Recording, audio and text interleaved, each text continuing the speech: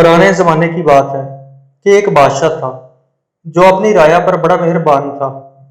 इसने 100 किलोमीटर लंबी सड़क तामीर करने का हुक्म दिया।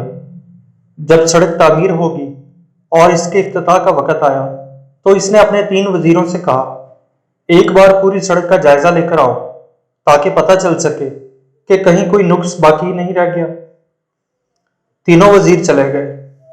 पहला वज़ीर सड़क का मुआयना करके आया तो इसने बादशाह से कहा कि सड़क बिल्कुल ठीक बनी है, बस एक जगह पे कचरा पड़ा है।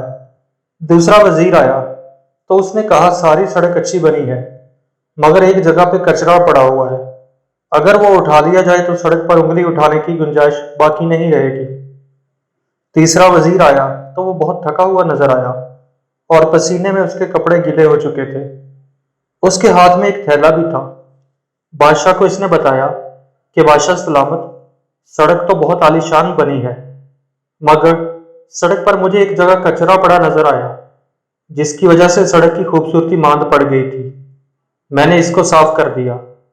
अब सड़क की खूबसूरती को 4 चांद लग गए हैं और वहां ये एक थैला भी था, शायद कोई भूल गया होगा।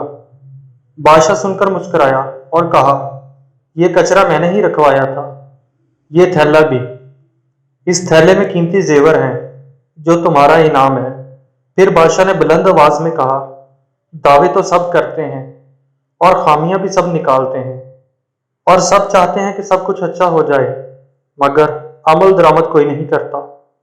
हम अगर चाहते हैं कि हमारे मुल्क में सब अच्छा हो तो हमें पहले खुद को बदलना होगा। शुक्रिया।